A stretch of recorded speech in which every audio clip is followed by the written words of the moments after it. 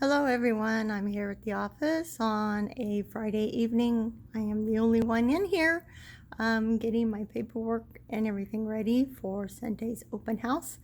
I just finished putting up the signs, got everything printed. Now it's time to put it all together.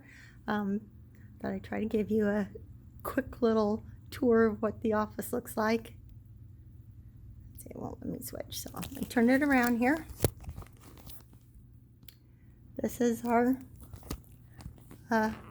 meeting area where we can sit and talk comfortably with our clients if we wish, or with each other, have meetings. There's over there is the conference room for closings, and over there's where we have our computers and everything to work on things at the office. There's TV there. Here's our kitchen. And just around.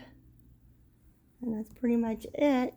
Until you go down the hallway, and down the hallway are several offices and small conference rooms.